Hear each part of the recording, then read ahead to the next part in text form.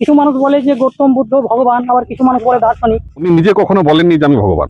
গৌতম বুদ্ধের যখন বিচারে যারা যায় ধর্ম গ্রহণের জন্য বা কিছু, তো তখন তারা কিন্তু মাথা নাড়া করে। আবার কিছু মানুষ বলে যে বাটি হাতে ভিক্ষে করতে হয়। তো এগুলো কি করে শান্তির প্রতীক হতে পারে? আজকে স্যার বৌদ্ধ পূর্ণিমা, তো আপনি হঠাৎ করে এই বৌদ্ধ পূর্ণিমায় এলেন, কি মনে করেন?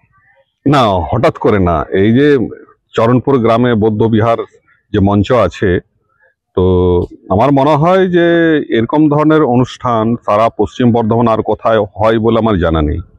এবং এখানে আমি বহু বছর ধরে আসছি এই বৌদ্ধ পূর্ণিমার দিনে। মানে তথাগত বুদ্ধের যে অহিংসা, সাম্য, মৈত্রীর যে বাণী, তার যে আদর্শ, সেটা আমাকে খুব আকৃষ্ট করে। তাই আমি বুদ্ধ পূর্ণিমার দিনে আমি বহু বছর ধরে এখানে এই বুদ্ধ পূর্ণিমার আসি এখানে চরণপুরে। স্যার এখানে প্রায় একটা প্রশ্ন শোনা যায়, কিছু মানুষ বলে যে গৌতম বুদ্ধ ভগবান, আবার কিছু মানুষ বলে দার্শনিক। তো এটা আপনি কিভাবে দেখছেন? আহ, উনি নিজে কখনো বলেননি যে আমি ভগবান, কখনো দাবি করেননি। উনি কখনো বলেননি যে আমার মূর্তি বানিয়ে রাখা হোক, আমার ছবি একে টাঙিয়ে রাখা হোক, আমার পূজা করা হোক। উনি নিজে কখনো বলেননি। আর আমি ব্যক্তিগতভাবে মনে করি যে উনি একজন বিরাট দার্শনিক। তিনি সাম্য, মৈত্রী, ভ্রাতৃত্ব, সমানতার কথা বলেছেন, সাম্যের কথা বলেছেন।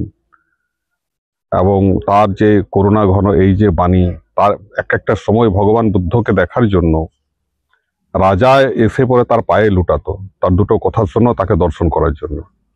তার যে অহিংসার বাণী, তার যে মৈত্রীর বাণী, তার যে সাম্যের বাণী আমাকে খুবই আকৃষ্ট করে। আচ্ছা স্যার, আপনারা বারবার দাবি করেন যে গৌতম বুদ্ধ তিনি সাম্যের প্রতীক, তিনি শান্তির প্রতীক, কিন্তু কিছু মানুষ এটা দাবি করেন যে গৌতম বুদ্ধের যখন বিচারে যারা যায় ধর্ম গ্রহণের জন্য বা কিছু, তো তখন তারা কিন্তু মাথা নাড়া করে। আবার কিছু মানুষ বলে যে বাটি হাতে ভিক্ষে করতে হয়। তো এগুলো কি করে শান্তির প্রতীক হতে পারে? দেখুন, প্রচার করার মানুষ তো হাজার রকম প্রচার করবে, কিন্তু আমি যেটা মনে করি যে বৌদ্ধ ধর্ম অ্যাকচুয়ালি যেটা প্রত্যেকটা মানুষকে অনুসরণ করা উচিত, তার আইডিওলজিটাকে ফলো করা উচিত। বৌদ্ধ ধর্ম করতে গেলে তাকে মাথা নাড়া করতে হবে, তার কোনো বাধ্যতামূলক নেই। যেমন একটা উপাসক হয়, বাড়িতে থেকেও বৌদ্ধ রীতি রেওয়াজকে পালন করা যায়।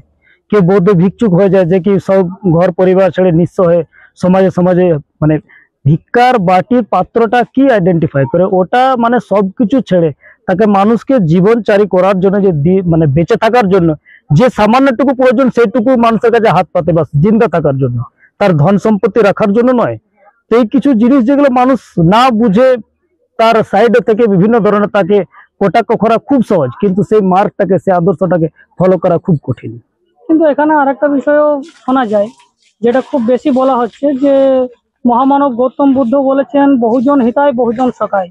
তিনি কেন বলেননি সর্বজন হিতায় সর্বজন সখায়? তিনি যদি সর্বের প্রতি ভাবনা রাখতেন। এরকমও প্রশ্ন আসছে, কি বলেন? দেখুন, যারা প্রশ্ন করছে তারা হয়তো বিষয়টা উপলব্ধি ভালোভাবে করতে পারেনি। দেখুন, আপনি ভালো করে বুঝার চেষ্টা করুন যে আপনি কোনোদিন 100% লোকের ভালো করতে পারবেন না। 100% লোক আপনার কোনোদিন আপনি তাকে স্যাটিসফাইড করতে পারবেন না।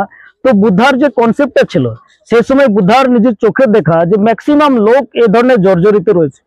তো সেই ম্যাক্সিমাম লোককে ধ্যান রেখে বুদ্ধ এটা যে বেশি সংখ্যক লোকের ভালোর জন্য কাজ করতে হবে, বেশি সংখ্যক লোকের যেটা ভালো হয় সেই দিকটাকে ধ্যানে রেখে আমাদের কাজ করা উচিত। কারণ আপনি কোনোদিন 100% লোককে স্যাটিসফাইড করতে পারবেন। আজ এটাও তাই, আজকের দিনে এটা তার বাস্তবিক প্রমাণ রয়েছে।